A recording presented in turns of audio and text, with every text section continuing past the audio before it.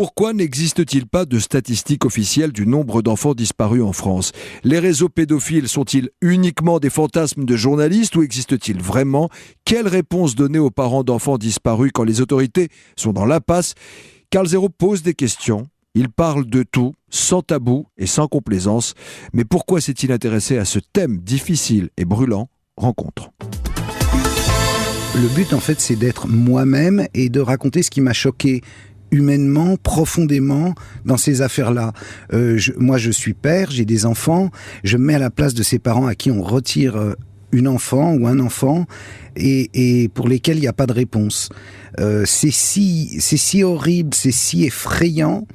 Je crois qu'il n'y a rien de pire. Et pour ces gens-là, au fond, la société ne fait rien. Il y a une journée, il y a la journée nationale des disparus, des enfants disparus le 25 mai. Oui, on lâche des ballons puis on n'en parle plus. Ben c'est ça, oui. C'est pas une cause nationale. En réalité, la vérité, c'est que tout le monde s'en fout. Et c'est ça qui est terrible à raconter.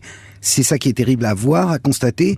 Et donc, j'essaye, au travers de ce livre, d'indiquer à nos services de police, de justice, de gendarmerie, qu'il serait temps de se réveiller par rapport au phénomène de pédophilie. Vous parlez de la pédophilie. Est-ce que les réseaux pédophiles existent dans votre ouvrage ?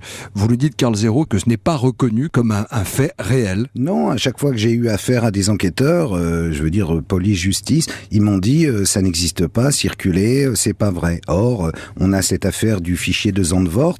Il s'agit de CD-ROM avec des images tout à fait explicites, de viols, y compris de bébés, et qui jamais n'ont donné suite à la moindre enquête. C'est bizarre, à chaque fois qu'il y a une affaire comme ça, on referme le dossier. Comment ça a été la même chose avec Dutroux en Belgique. C'est certainement qu'il y a des personnes certainement très haut placées qui empêchent ces histoires d'aller au bout. C'est-à-dire qu'on préfère cristalliser sur un monstre, sur un prédateur comme Dutroux ou d'autres, et ne pas parler du côté occulte du réseau, c'est ça ? Bien sûr. Le prédateur, ça fait une victime expiatoire. On peut le lapider, dire que c'est un monstre, qu'il est affreux. Mais regardez Émile Louis, l'affaire Émile Louis. Il est mort aujourd'hui. Ce chauffeur de car, c'était soi-disant uniquement pour son plaisir personnel qu'il enlevait les jeunes personnes handicapées mentales qu'il transportait dans son bus. Évidemment que non. Tout le monde sait bien que derrière, il les fournissait à d'autres personnes. Ces autres personnes n'ont jamais été inquiétées. C'est un sujet tabou. C'est le seul réel sujet tabou dans notre société.